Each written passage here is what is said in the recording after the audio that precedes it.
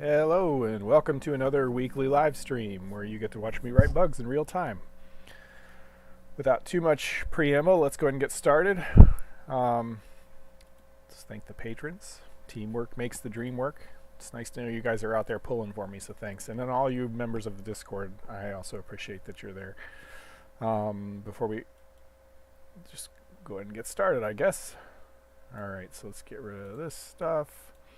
I've tried to put together sort of my January 1st release. Hey, Oakstorm.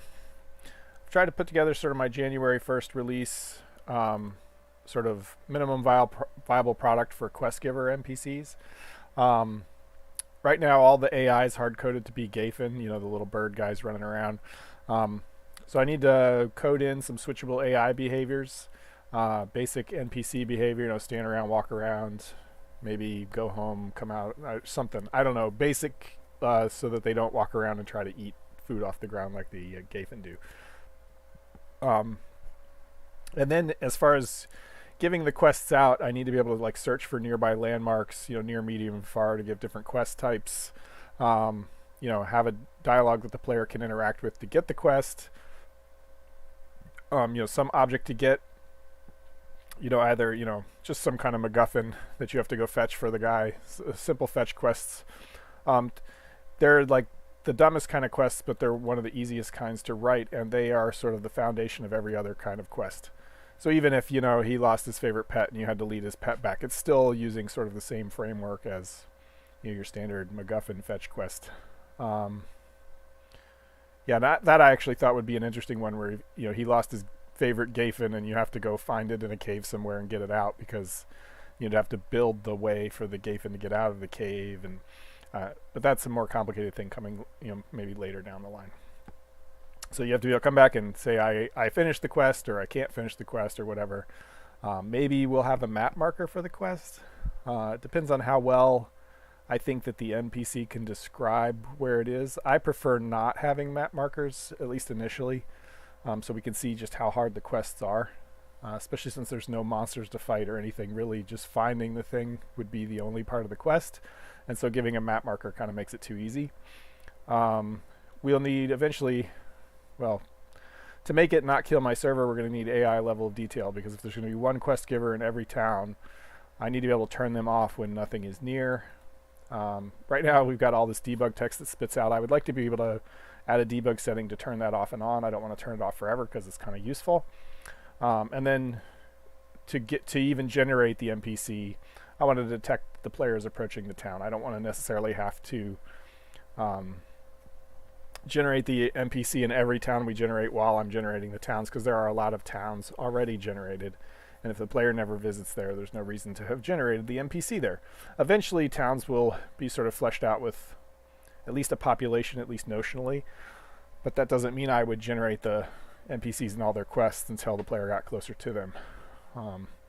And this sort of detecting that a player is near a point of interest is going to be useful for all kinds of things. So the stretch goals, if I get all that done for January 1st, the stretch goals would be to fix the animations. There's a bunch of broken animations for a lot of the race types. In fact, in your current version, the walk animation for a human female is broken. She twists her shoulders in a really weird way. You just can never walk unless you use a joystick. But the NPCs will be walking, and it was really noticeable. So I at least fixed that in the human female, but I need to copy that to all the others. I need to create male-specific animations because they look like they're... It's funny, when you watch Fade walk, you don't think much of it, but when you watch the male walk, it's like, oh yeah, that's kind of fruity. Most your Dungeons & Dragons males won't walk that way, but maybe sometimes. Anyway, and I'd like to be able to randomize what the NPCs look like and what their names are.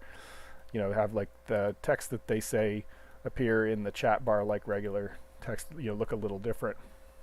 Hey Lando, how's it going? And then some action animations, right now the Gafen can peck at the ground. A human can't peck at the ground, they can't eat, so I was going to give them some action animations like waving and reaching down to the ground to pick something up, that kind of thing, messing with something on the wall, that kind of animation. And then right now ramp navigation is all messed up. Well, NPCs can't really walk up and down ramps, so let me go ahead and talk about some of what I've done already. It's going to take a minute. So I haven't started it in an hour or so. Alrighty. Alrighty, Rudy. Okay, so if we jump in here. So the other thing I started doing was standardizing all of my scripts.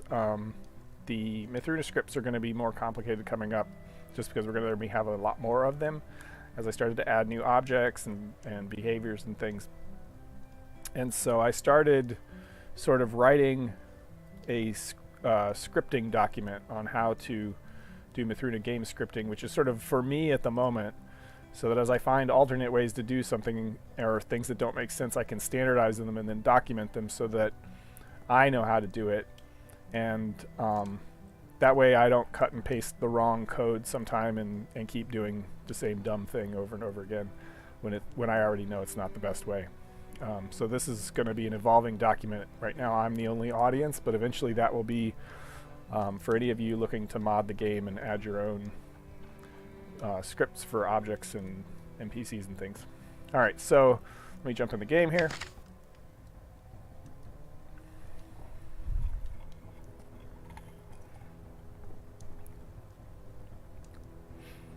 Yeah, I actually discovered some bugs even with the current wedge physics. And I think ultimately what I'm going to do... Yeah, so here we've got a bunch of these guys wandering around. Let me turn the lighting up. And you can see down in the window below there's all these error messages scrolling by because they keep trying to stop and eat, and they don't have a peck at the ground animation like the Gafen do. And so they stop and they mess up a little bit. So I'm going to delete these guys. But you can see I have sort of an action to talk to them. Oops.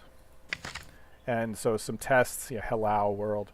And I had this hooked up to a live update script so I can actually run these things and it will query some things about the world. And so I was playing with that. Let's get rid of this guy.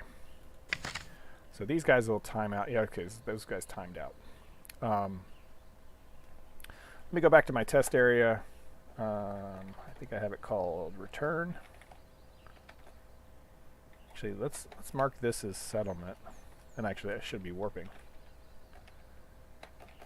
I was searching where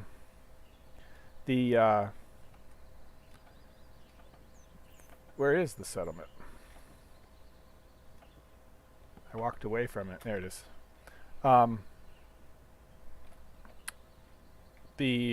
Hopefully you guys still see me. YouTube is telling me that I've lost my stream.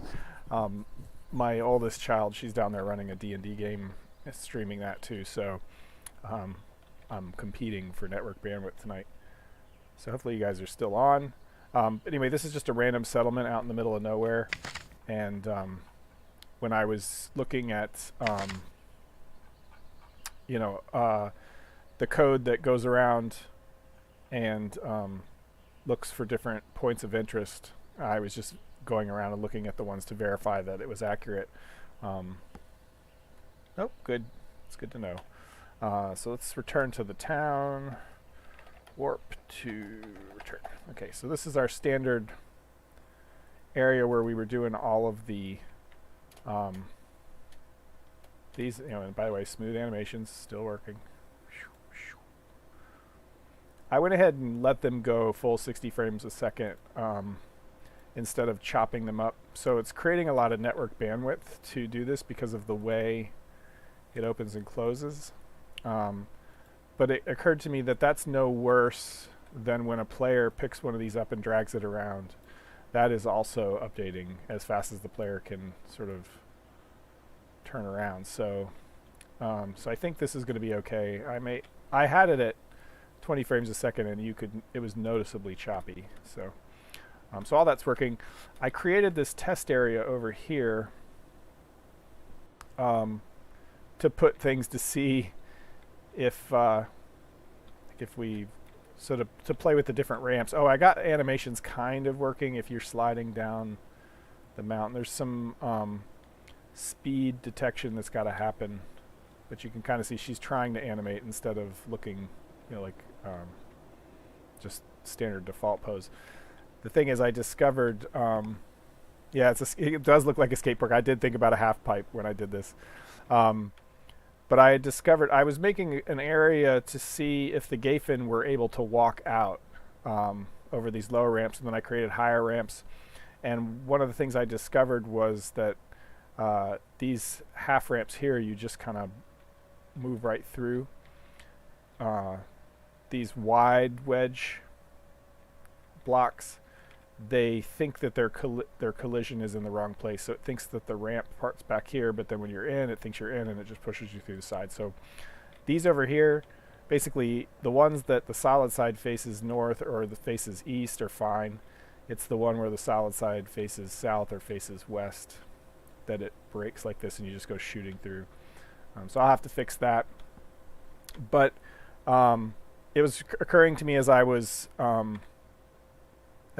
messing with this and trying to get the animation to look right and keep her from sliding down the thing and standardizing all this for all of the NPC types, that what I need to do is take that rigging tool that I have where I, set up all of the collision. Let me smooth the character, see. Where I set up all of the collision shapes for the different parts. I have that rigger tool that I use then to export this that can be loaded into the game. And it occurred to me it would be nice to have like a test mode there where I could load up these sort of zones and then just run the characters around in that. It's the other thing I tested, like a long ramp to see what she would do. And she kind of walks down the ramp now. It looks all right. It's not perfect, but it's better than it was. And, so we can turn around and she can run back up. But I would like at least she's not just sliding up. Actually, that's working a lot better than it was. Anyway, I would like the ability to just test that without having to load the whole game up, join the world, blah, blah, blah. Standardize this code over in the Moss stuff instead of Mythruna specific, because I can just iterate on it so much faster. And so if I can make that test app this next 2 weeks, I will, but mostly I'm focused on, NPC, minimum viable product, MVP. One of the other things I did was I turned this test wand, I gave it like mouse wheel support, so you can still place the Gayfin and it'll place that down, or now you can switch and you can place that little sound thing that tests the sound from before, or you can place a human male, and I'll show you that the walk animation looks really weird from a human male, or you could place a human female, and she looks more normal, but watching him walk around really slow, it's like weird. He has his shoulders back and stuff, so I have to fix those animations eventually. And this is what I was talking about before. If you click on them, you can talk and you can talk to them. And I'm going to implement a pet for the Gayfin so that you could pet him, because right now it just looks at him. But I think no, I mean, inverse kinematics is very difficult. I have to write it from scratch. So while the rigs are Blender rigs, Blender animation rigs, they technically have all the information you would need to support inverse kinematics. That's a way far down the line. I'm looking at the horizon, right? Way far down the line thing. I just need to get sort of minimum viable sort of animations working, which is what I'm working on, because I can implement a lot of game with janky animations. There's still a lot of really good RPGs that when you're walking up the stairs, it looks like the players are just sliding through the stairs. And so if I can have all that and you guys have rich immersion and lots of creatures to fight, then, and by the way, I think I know what the first bad creature I'm going to write is, so that'll be a topic, maybe a modeling session for a future live stream. But I had like a really cool idea that I don't think has been done before, but maybe it has. Anyway. So today what we're going to do is get these guys so that they don't walk around like Gayfin trying to peck at the ground all the time. And maybe we'll make it so that those text can be toggled on and off in the settings menu. What I'd like is maybe an AI debug panel where you could turn that kind of stuff on and off, and maybe other things on and off. For now, I think, because this this panel itself is getting pretty busy, so we'll set up a new AI debug panel, I think. When we expect a Waffle House? Wait, what? That was related to some comment I said, and now I don't know what exactly it was related to. I apologize. But yeah, Waffle House. All right. So what's next? So we need to split out the AI. That's, I think, what we're gonna. Sorry. So we're gonna. Man, just I love this town because every direction you look, it's like, oh, adventure. Like you can just see the horizon, and then like there's all this stuff going on in here. Now there's a skate park, and the gallows if you're misbehaving at the skate park. Anyway, I just love it. This is a great town. By the way, it's here if you in the server world. It's here. So, which is world 321, which is a pretty good world if you want to create that one yourself and go exploring around. Anyway, so that being said, one quick thing. The other thing I got working was the ability to live update the scripts. So if I place the female down, I've kind of wired up this dialogue to a live mod. So when you click on the NPC, say talk, it calls this dialogue test, which is set up as a live loading mod pack, which means it's this script here, this dialogue test, and that calls options and things, and it ultimately ends up calling this dialogue option test, which I can change. But like you see how it says hello world with a W. If I go and I change this and I remove the W, and I save that. And then it's got these two options. One of the options is really expensive and it'll hang the game for a few seconds. The other one goes around and finds all of the points of interest. So if I click option 2, it will find all the points of interest, and you can see it corrected that hello world text. So this allows me to really iterate really quickly on scripts and things. And so I really need to get the NPCs to the point where they don't disappear after 2 minutes, because I want one that stands relatively still when I'm talking to it and that doesn't delete. Because once it does, the dialogue options stop working because they're tied to that NPC. Anyway, I've spent like 18 minutes talking about what I did, what we're going to do. Maybe it's time we actually did it. So let us kill her. And let's get started. Well, that's interesting. She doesn't have a look action.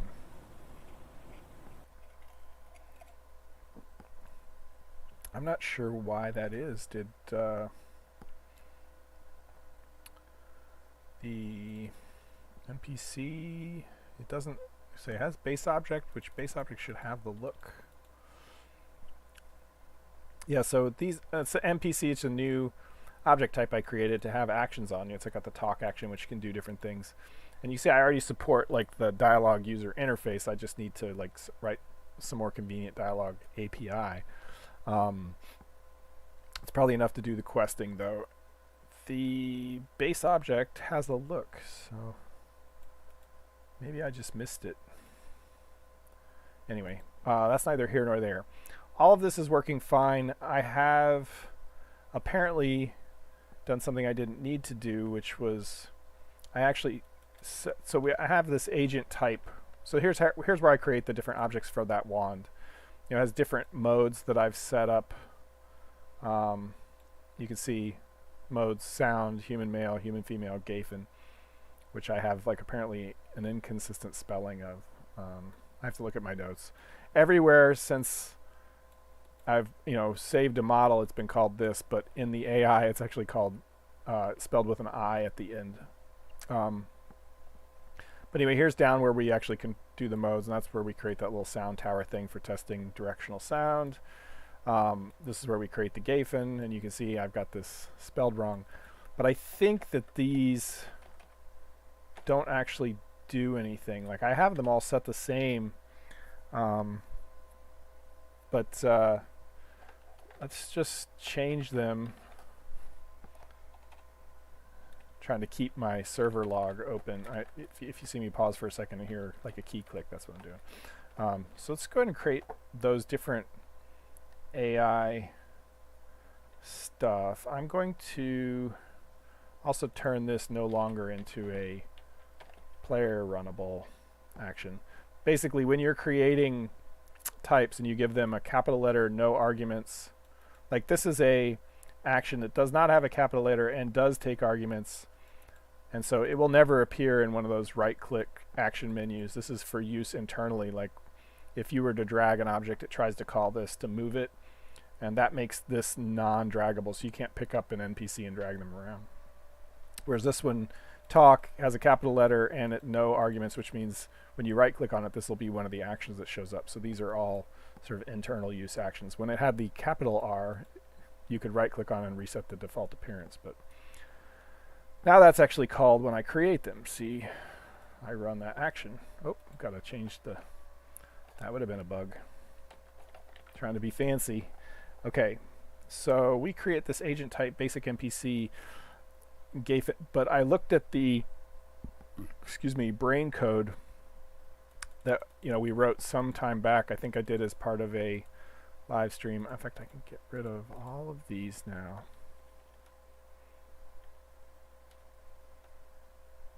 Just to close some, trying to keep my, let's go ahead and open agent type. I think we might want that. Okay.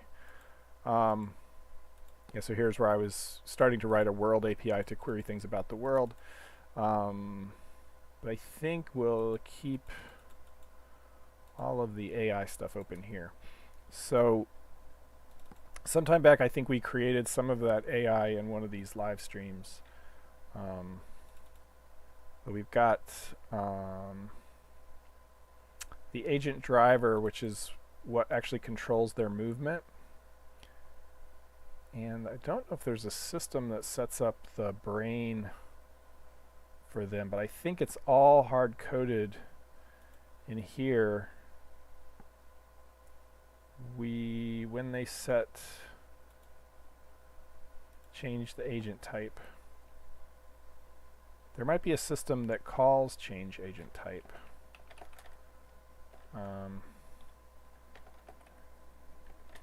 So one of the things about not running an IDE is that I end up doing a lot of this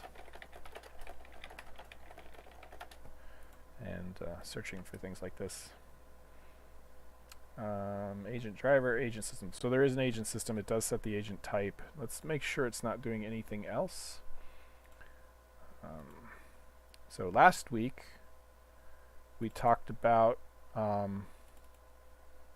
it is. Last week we talked about how entity component systems work and so on and so forth. Agent type is another component on an entity, and entities with that will then be managed by the agent system. And so it has this, entity container. Like last week we had what were we working on last week? Oh, the morph system. So we had like a morph container. These are agents. And so when it has here, it sets that agent driver, which interacts with the physics system to make sure that they can walk and stuff. And so here, yeah, so we set the agent type if it's got one. But currently, I looked and we are ignoring this. If we actually look for type, I believe we don't actually do anything with it. We know it changed. We apparently set up so the animations we set up are wrong. They have to be character specific, and that's the last we use of it. So really in here, where I said do whatever, we need to do better. And so who here knows like the rule of three, right? Rule of three. This comes up a lot, but in this context is don't refactor till you have 3 examples, right? It comes up a lot, cut and pasting code. It's okay to cut and paste it twice. Don't cut and paste it 3 times, that kind of thing. So we'll call this the refactoring rule of 3, but I find that 3 is a magic number. There's just, it comes up a lot. Until you have 3 examples, you don't really know what you're talking about. And so in this, instead of writing a whole system of configs and things like that, we're just going to do a big if else branch, because I don't know what needs to be different about a Gaphen and a basic NPC. I can't really decide properly, how that should be configured correctly. And so for now, we'll just do this. We'll get type name, I think, and I think I have an entity data. I better. Yep. Okay. So if Gaphen, I spelled it right. And, so if it's a Gaphen, we'll do this. We'll set up Gaphen. Now I'm spelling it wrong everywhere. I figured out what a Gaphen's going to sound like. The problem is I haven't been able to source the base audio. Like I found online a clip that I want to base it on. Now, it won't sound exactly like that, but that'll be kind of like the basis. And it's like a penguin doing this certain call that I want to chop up and do different things with. The problem is I can't find in any of my sound packs that I have already paid for, or the online stores that I still have download credits on. I can't find a penguin sound, a penguin warble chirp thing. So I may have to create it myself. What did we call this? We called it basic NPC. I just wanted to make sure to get the string right. Eventually these are going to have to be defined in some kind of central list somewhere. But for now. Okay. So this part where we look up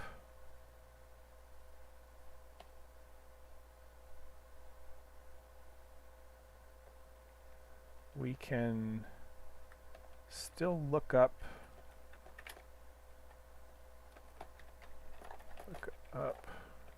existing animation configuration entity. So this is what I was talking about before. And let me see if my now we have some entities that just point to other entities, and this is one of those cases where the animation config, which basically says what these different layers of things that they can run,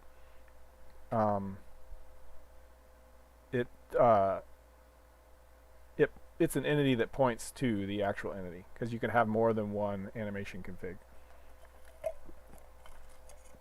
because you could have more than one layer of animations. Hopefully this is interesting. I don't know. Anyway, so we make sure to have one, and then regardless of what we're going to configure, everybody will have that entity. And so in here we can set up the Gaphen.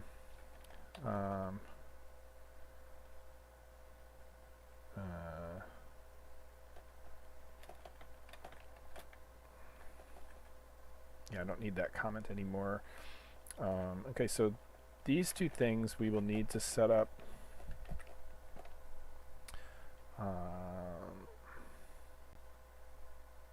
Okay, and so I know that the NPC does not have an eat animation. So, and we will want that probe to be higher, I think.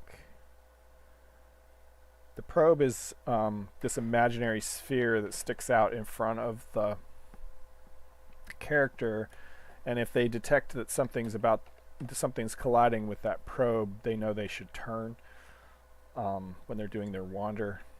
And so I think I'll move it up to 0.5, because 0.25 meters, a player could still step up. And so 0.5 if you think about it, like if this is 0.5, you know, this is the floor, and we want to be able to step up over things that are at 0.25, it's going to put that on this level, and it's going to have 0.25 radius, so it's actually going to be up here. And so it will just barely skirt that. And that's actually kind of cool because if we detect that the probe has actually contacted that and the only contact is pointing straight up, then we know that's something we could stand on. Or if it's hitting at an angle, we know that's something we could walk up. And so I actually might want to lower it a little bit, but for now, we'll assume that eventually these NPCs could actually step up over anything that high. Anyway, so we've set up the probe for them. They've all got the same hard-coded brain, though, because there is only one brain. Yeah, so we set that up during init. And that needs to be set during the agent type. And so the brain is where we've hard-coded like this giant behavior. Oh, wait. So we've got the Gafen behavior. What do we do? And I spelled it right here. So I'm relearning all this with you guys. The global behavior is Gafen. So basically we can swap out different global behaviors based on what the agent type is, which we can get from the agent. We have an entity data. And I think I'm going to go ahead and... Where did I put the agent type? There it is. If we're going to grab it once, we might as well keep reusing it.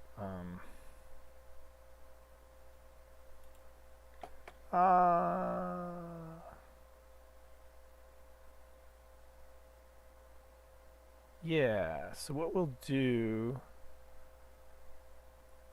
No, I think not. I think we will make brain a little smarter. So there's this default behavior. Real quick question, is the navigation all done through A-star algorithm? There is currently no intelligence at all to the navigation. And that's what's interesting is the Gafen wander around and they look like they're kind of doing it intelligently, usually. And that is because... Let me go into this for a second. I think things... Let me make sure we still compile. Well, I mean, we'll just try to run. If it doesn't run, we'll fix the bugs. Okay.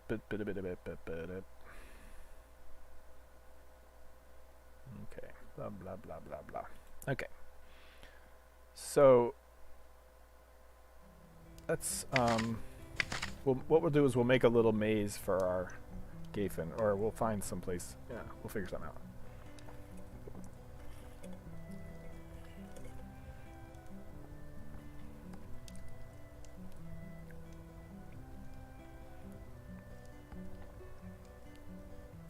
Okay, let's go in here real quick. And that's, well, I wanted to talk about the probe, because actually when we put these different things down, we'll be able to debug the probes.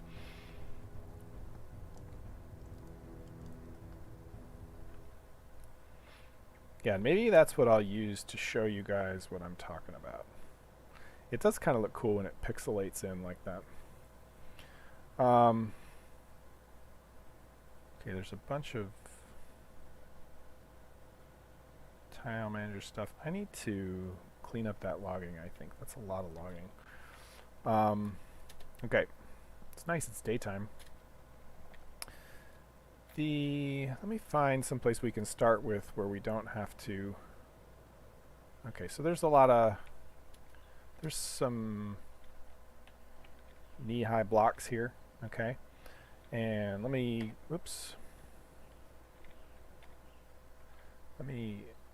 set up a little.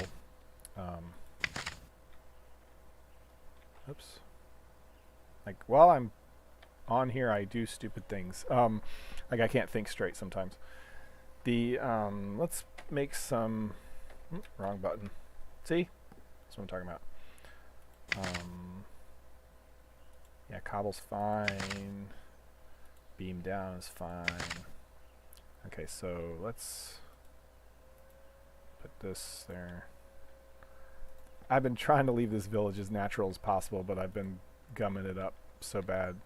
Okay,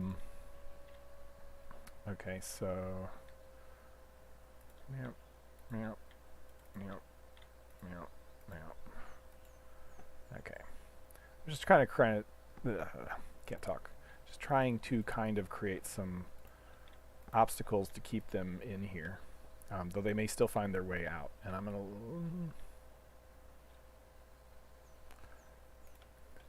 Actually, that'd be an interesting test. Can the Gafen figure out its way out? Okay, so here we should be able to see different behavior between the Gafen and the humans, because the Gafen have the lower. The Gafen have a probe that will intersect with these. So let's put down a Gafen. Okay, and let's. So he's got that red probe, and so he wanders around. And I'll talk about the wander algorithm in a second.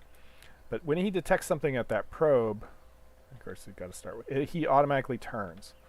And so it makes him look a little bit intelligent. See, he turns and wall follows. So if you can see that probe, the magic is kind of exposed. But otherwise, so let's get the human female in here. He figured his way out. But there's no intelligence. It's all random wander, and I'll talk about that in a second. So here's her. She's got a higher probe. Actually, it did intersect. But it's definitely a taller probe. So she's also doing okay because she's still detecting that. She keeps trying to eat, though. Yeah, she keeps getting hungry and trying to eat. So her probe actually needs to be a little higher. I'm not sure why. And she found her way out, too. Okay, so let's... I'm going to exit out of this, and I'm going to talk... Well, maybe I'll... stay in just in case we want to talk about it some more. So from a top view, you've got your NPC that's facing a certain way. And the steering algorithm basically says, I want to turn this much, or I want to turn this much, or keep going forward. And so there's this for a wander algorithm, there's this imaginary circle out here. This is not the probe. It's just an imaginary circle of some radius and some distance where you have like a target to steer to, and then you randomly turn left or turn right. And so then the NPC tries to steer towards that little imaginary target that's moving around in front of it. And so if it's really far, it's going to, as it moves back and forth, the NPC is going to go basically straight.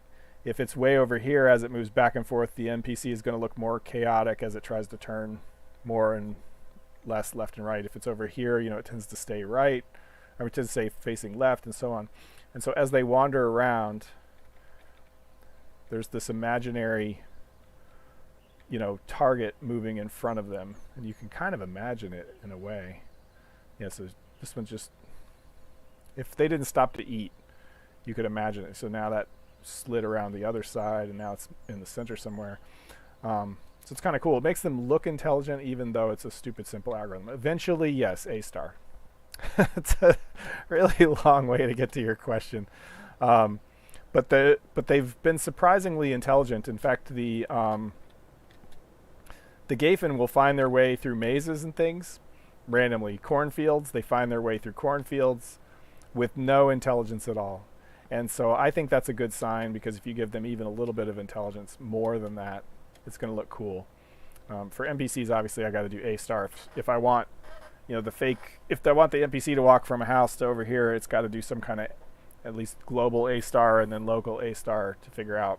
And by global and local, I mean like at a map level, it may figure out the rough path it needs to take around big obstacles, and then there's the local, which is, figuring out how it gets around these little bumps, once it's figured out sort of the general path it needs to take. Because I can't do true, fully solved A star, because the world is always changing and you can't pre-calculate anything, so on and so forth. Hopefully that answered your question. My long-winded answer to your question. And we haven't even like really coded anything, so.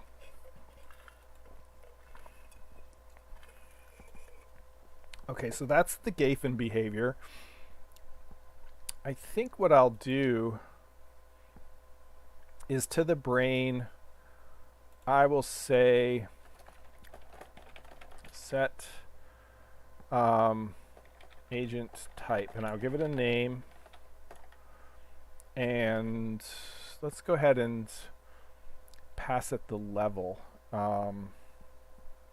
We could turn that into an enum too, but for now I'm going to ignore it anyway, so let's just do that. Okay, and so instead of, so what we have here is a bunch of different behaviors that can be swapped in, and like the Gafen behavior uses the eat behavior and so on. Like it somehow swaps those out.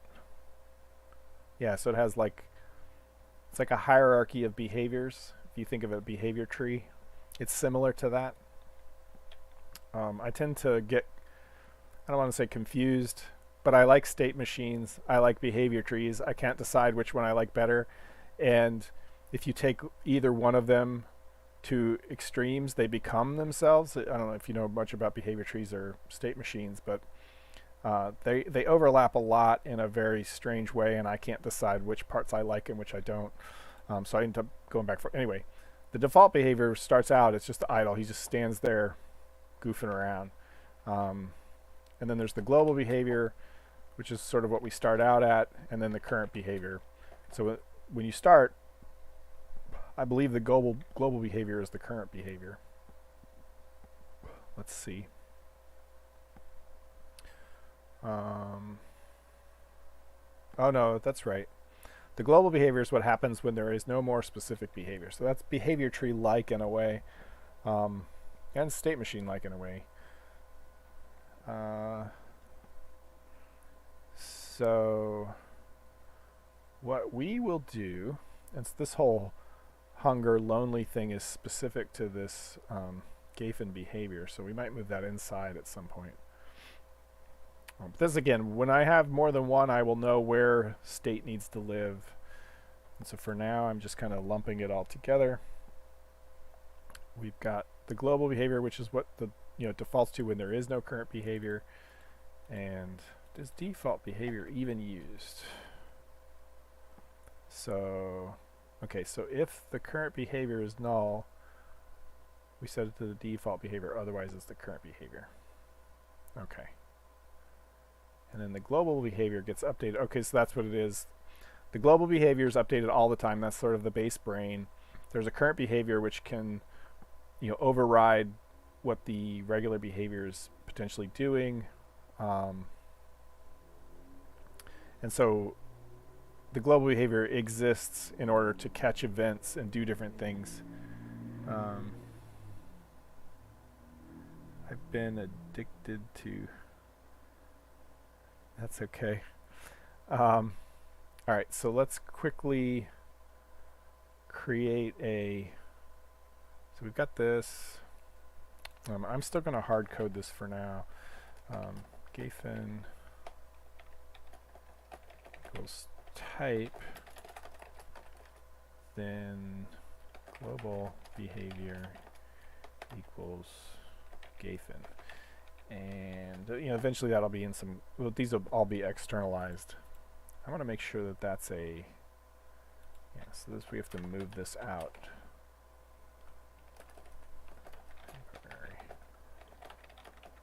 And then we'll make a human or basic NPC. So then else, for now, anything that's not a Gafen will be a basic NPC. Now we need to create our basic NPC behavior, which I believe,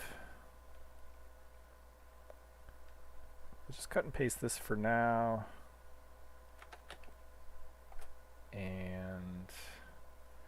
do I allow global behavior to be null? Yes. Okay, so we will let global behavior be null.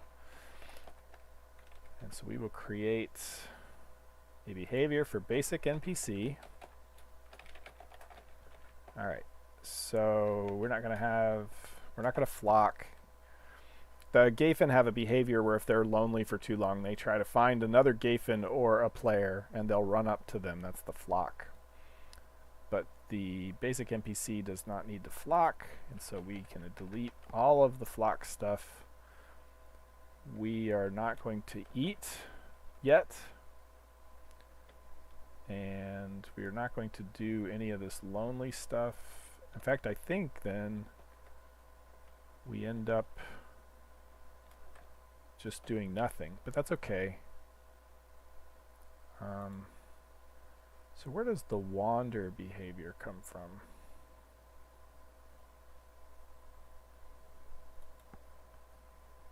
Behaviors, idle. Oh, there it is. So behavior's constant. This is sort of the default behavior. Yeah, so our global behavior will just do nothing specific. And so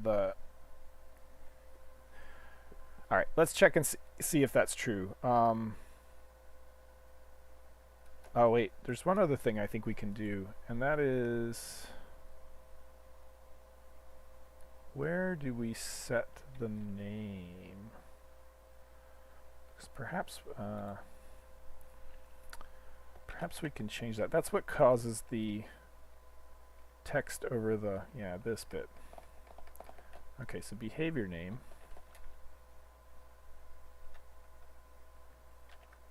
Where does behavior name come from? Ah.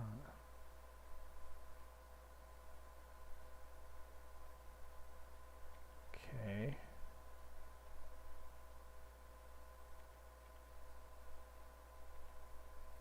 Okay, so let's just set behavior name chilling. Actually, let's do chillin'. Okay, I'll fix that later. Alright, so now our different NPCs our Gafen should act different than the humans.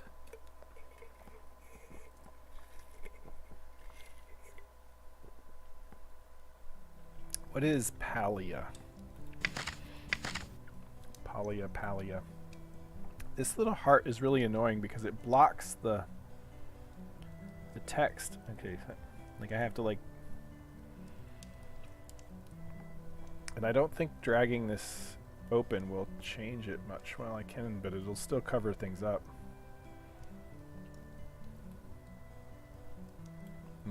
It's actually better. Okay. Let's jump in.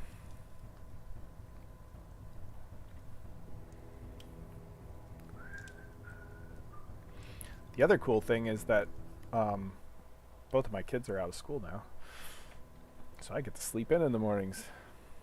Okay. Which will be, even though I'm working this coming week, it will be nice not to have to get up at 7 a.m. every day. Alright, so let's put a Gafen down. It should behave just like before. It's got all its garbage there. And then let's put let's make a human male. Uh-oh. Oh, there it is. You see how he walks kind of funny? And he's got that left shoulder back. So I can't tell if he looks really goofy because he's got his left shoulder back or because he's using the female animation, but she's been fixed. And so it looks more normal for her. I suspect that when I copy the stuff, well, the other thing is his base skeleton is in a slightly different pose, and so the animation doesn't exactly fit right. Anyway, they just say default idle, default idle. So they never change from their default behavior, so the chillin' will never show up. But they should never stop to eat. They just wander around, and if I click on them, I can talk to either one of them. Yep. Boink. So that's kind of cool. Okay, so what do we want to do next? The other thing we want is to have them probably walk around a little faster than they are. Because they're walking at like 0.5 speed, I think. Did he just fall down the pit? He did. They both did. She's the only smart one. Ah, look at that sunset over the airport. Okay, stop. Don't get distracted, Paul. Okay, so they're wandering around, and they actually will adopt the new AI behavior every time we run until they despawn. I currently have them set just like the Gafen to despawn after 2 minutes, and that's saved me some time because sometimes things get screwed up. And there was a point where they were screwed up and they weren't actually showing with their model, and so I didn't even have anything to right-click and delete. So it was just nice that they despawned after 2 minutes. Okay, so something sets the... So that's that wander I was talking about. And these set different parameters for the wander. And then we scale it.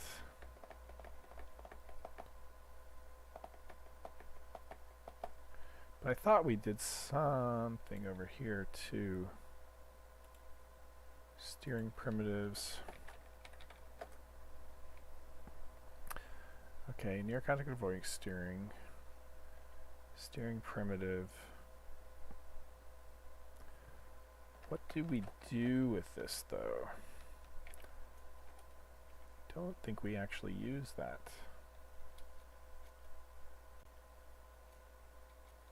Oh, I guess we do.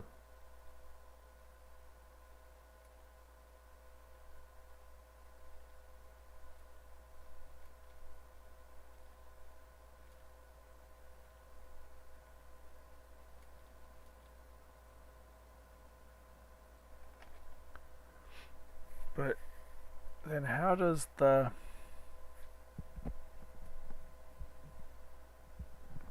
Excuse me for the noise.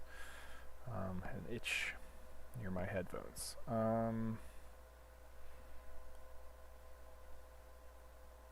Which steering primitive is actually used?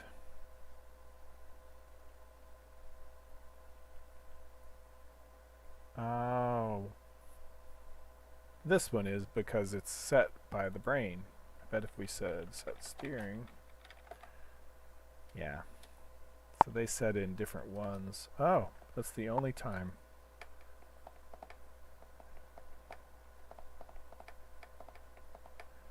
So then how does it go back?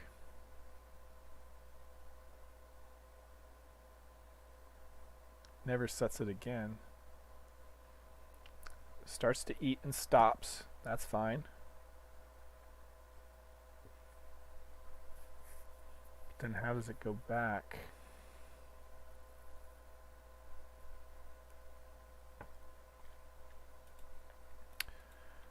Yeah, sometimes it's better if I re-educate myself on all this before the live stream. But then you guys get to learn with me. Yeah, so here's where we calculate the steering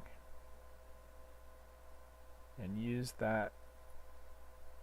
Yeah, so we have the regular steering, and then we calculate based on the probe movement input. And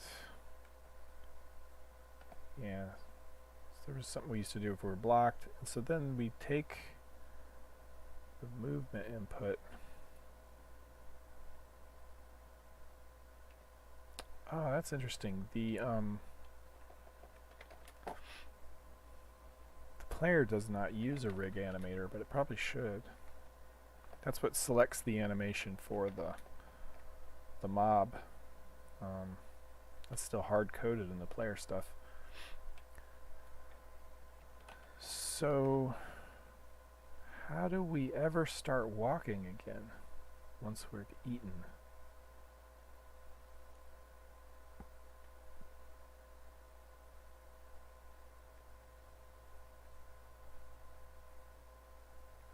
Weird. One thing we could do to figure out which one is actually being used is, so what this is doing, this creates that wander primitive, probably with a radius of 4 and 1 meter, like in front of the player or something like that, and with a speed of 0.5. So let's see, actually we can look at that. So steering primitives. So wander takes a distance, a radius, and a rate. Yeah, so this is basically saying 4 meters in front of the player, there's this imaginary circle. It is 1 meter radius, so 2 diameter, and it rotates at a speed of 0.5 in one direction or the other. And then whatever speed that would give us from 0 to 1, we scale that to 0.25, so the whatever this is going to walk around at no faster than 0.25. And so if I set this up to be faster, I'll leave a comment for myself. Setting faster to see if this is used. Okay, so then we can see, where do we see things walk fast? Where do we see things walk slow? Because the one over in the brain is similarly going 0.25.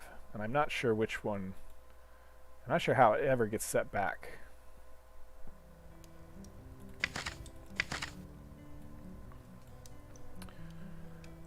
So I know tonight we haven't gotten a lot of coding done, but hopefully you guys have enjoyed being along for the ride with me as I've refigured out all this stuff that's going to serve me well over the next weekend and couple weeks. But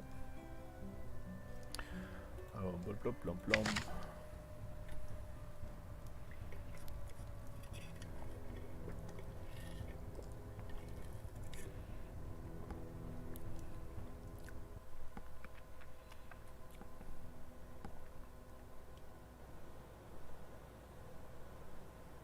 Okay. So she's still walking slow. Excuse me. Is the Gafen going to walk fast? Nope, he's still walking slow too. So that must mean that other never comes up.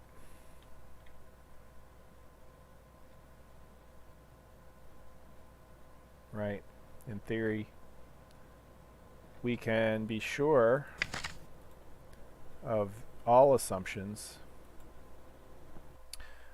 by setting this one back the way it was, back slow, and then setting this one fast in case I'm completely bonkers and have no idea what I'm talking about. Now they should walk fast.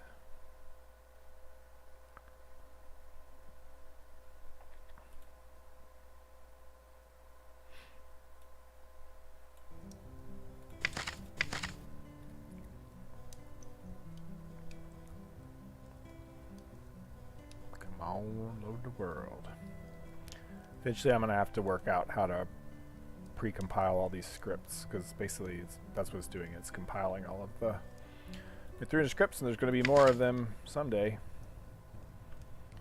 So most of them can be pre-compiled, and not every time the world loads.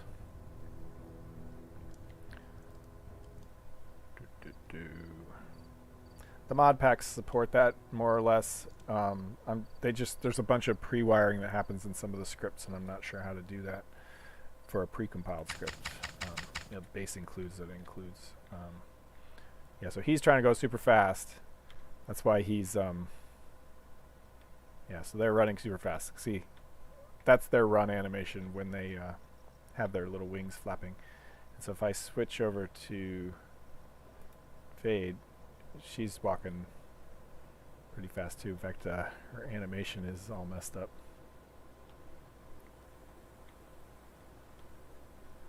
Yeah, so she's using the configuration for the Gafen for when to switch between walk and run, and it's not set up right. And so the speeds are not being scaled correctly. So that's something else I'll have to fix. But look, they're cruising. So that definitely is the one that's used. That means that for Fade, I want to use 1, and for so this will be the default.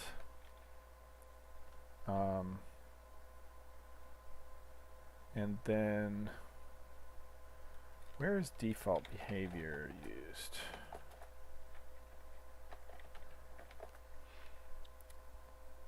Okay, so if we set the current behavior to null, it sets it back to the default. And so we can set that anytime we want. And so here we will set default behavior to be the faster one. Okay, so NPCs will walk faster than Gafen. And I need to real quickly, I'm going to confirm what I was saying about the animation. Because where does this rig animator get set up?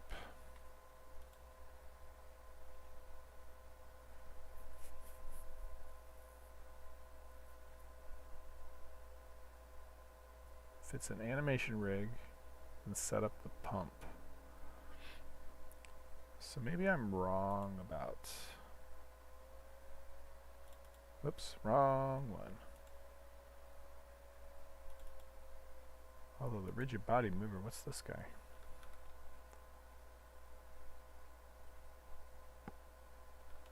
Huh. Yeah, a lot of this I'm going to have to unravel. So current action idle. So somewhere in here, yeah, see all of this is, if we're on the ground,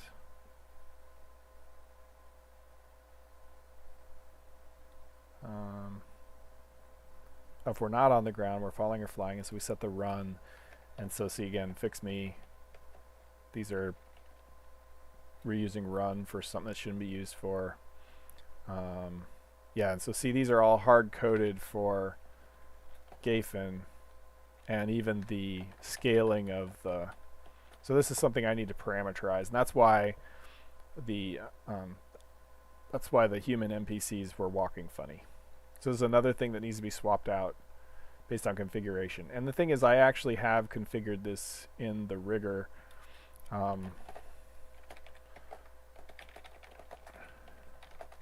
This is part of the rig configuration. I'm just not using it, so I need to hook it up. I'm going to run the rigger real quick. I'll show you what I'm talking about.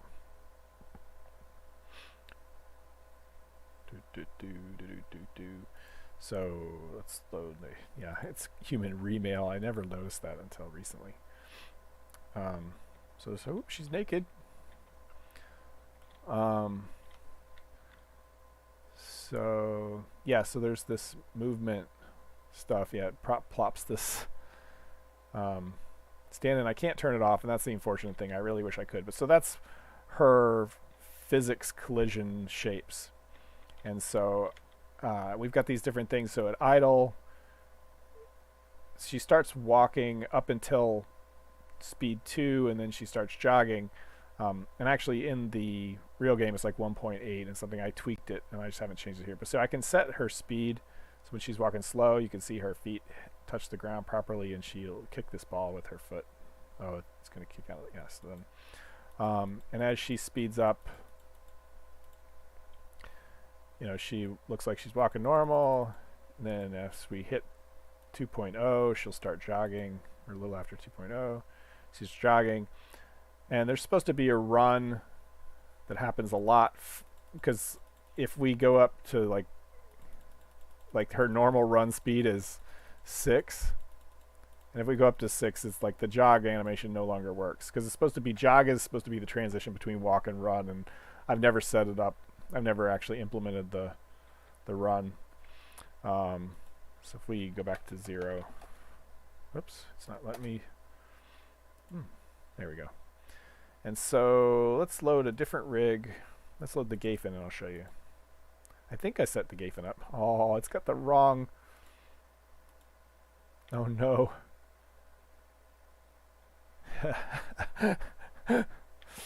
I think that's just left behind from before, because it's got collision shapes. It just doesn't have the solid ones. But this one, these are also wrong. These are actually just copied over. So let me. Maybe I just cut and paste for the Gafen. But anyway, there is a way to configure this and tweak it. This is also the application I was talking about, how there would be it'd be nice to have like a physics mode where, whatever model you've got loaded, then it loads in like a little world that they can run around in using, video game controls or, WASD mouse and stuff. Okay, so we got the Gafen.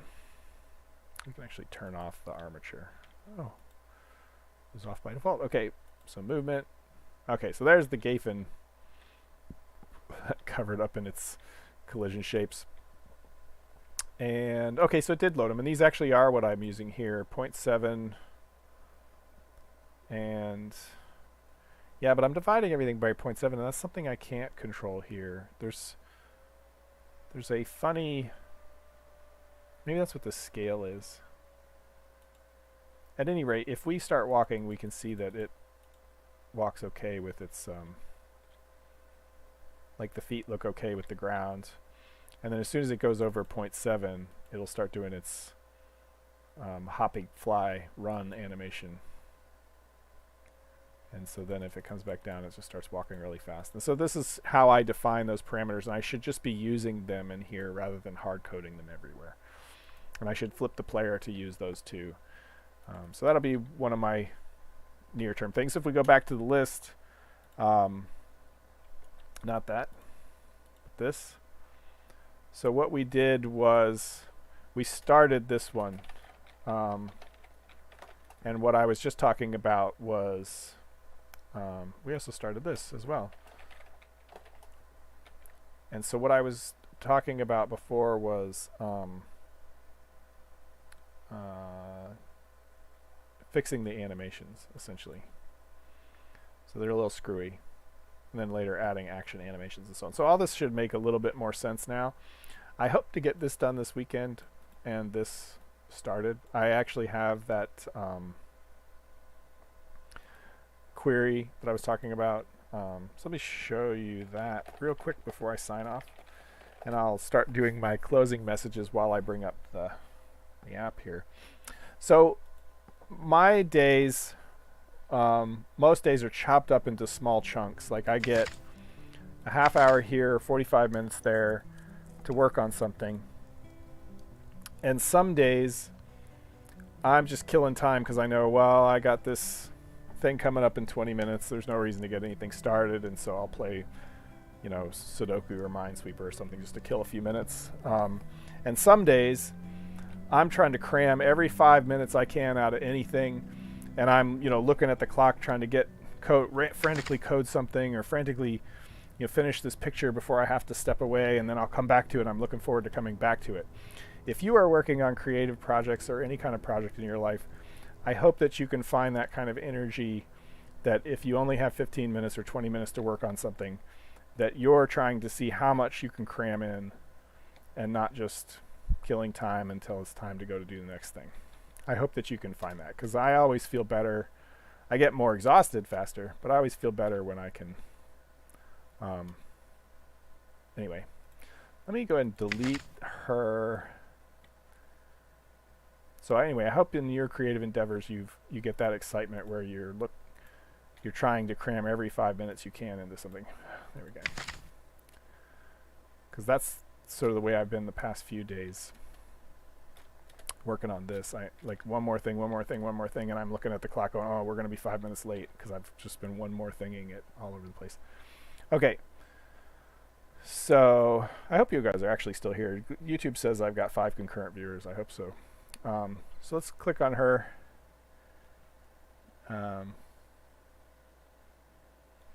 Yeah, so, okay, so if I click this test 2, it's going to do a query of the map for any points of interest within, I think I have it set up for 2 Mythruna kilometers, so 2048 radius.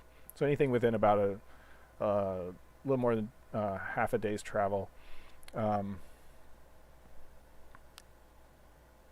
Yeah, there's just, sometimes it's like that.